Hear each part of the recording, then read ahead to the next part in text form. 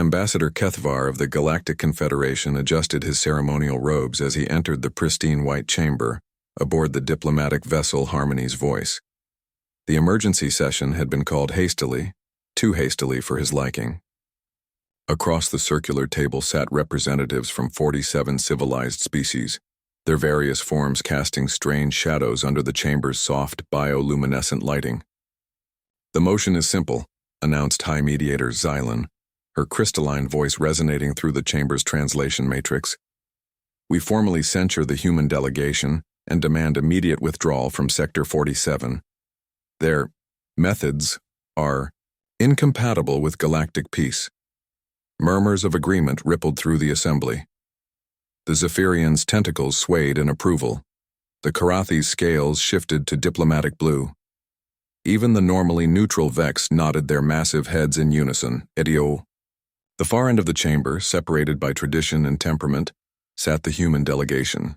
3 individuals in simple black uniforms bearing no weapons, no ceremonial displays of power. Just humans looking decidedly unimpressed. Captain Sarah Chen leaned back in her chair, her dark eyes scanning the assembly with casual interest. Beside her, diplomatic attaché Marcus Webb took notes on an ancient paper notebook, a human quirk that never failed to perplex the other species. The third human, General Patricia Stone, simply waited. "The charges," Mediator Xylan continued, "are severe. Violation of the non-interference doctrine, unauthorized military action, and most disturbing of all, the complete destruction of the Harvester fleet that was peacefully collecting resources from the Kepler system." "Peacefully?" Captain Chen's voice cut through the chamber like a blade. She stood slowly, and somehow her simple movement commanded more attention than all the elaborate displays of the other species combined. "Is that what we're calling genocide now? Peaceful collection?" Kethvar shifted uncomfortably. The humans had arrived in galactic space only 50 years ago, barely a blink of an eye in galactic terms. They'd been eager to join the Confederation, quick to learn the complex web of treaties and trade agreements that maintained galactic peace. But they'd also been troublesome. The Harvesters were operating within established parameters, protested Ambassador Thek of the Harvester Collective, his biomechanical voice synthetic and cold. The Kepler colonists were pre-industrial. Their loss was regrettable, but acceptable. Under the resource extraction protocols. "Regrettable," General Stone repeated, speaking for the first time. She stood, and Kethvar noticed how the humans seemed to transform when they stood together. Something about their posture, their presence. 40 million sentient beings, entire families, children, regrettable. The chamber fell silent. The Harvesters had indeed followed the protocols, ancient laws that allowed for the harvesting of less developed species for the greater good of galactic civilization. It was unpleasant, but necessary. Resources were finite. Space was vast. Some sacrifices had to be made for the greater peace. "The protocols exist for a reason," Mediator Xylan said carefully. "They prevent larger conflicts. They maintain stability." Captain Chen laughed, a sound so alien and sharp that several species flinched. "Stability built on the bones of the innocent. Peace purchased with the blood of those too weak to defend themselves." She activated a holographic display from her wrist device. "Let me show you what your peace looks like." The hologram filled the center of the chamber. Images of the Kepler colonies before the harvest, cities of crystal and light, children playing in fields of silver grass, art and music, and life flourishing under alien suns. Then the harvester ships arrived. The collection began. The images were brutal in their clinical efficiency.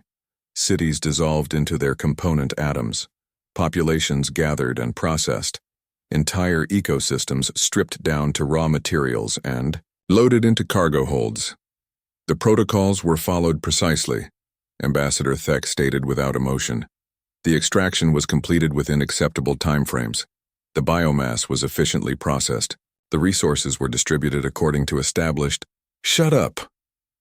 The words came from diplomatic attaché Webb, still writing in his notebook, not even looking up. "Just shut up." The chamber erupted in outrage. Such disrespect was unheard of in diplomatic circles.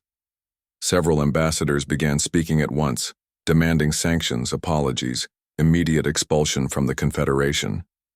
General Stone raised her hand, and somehow, impossibly, the chamber fell silent again. "You want to know why we destroyed the Harvester fleet?" she asked quietly. "Because we've seen this before. On our own world.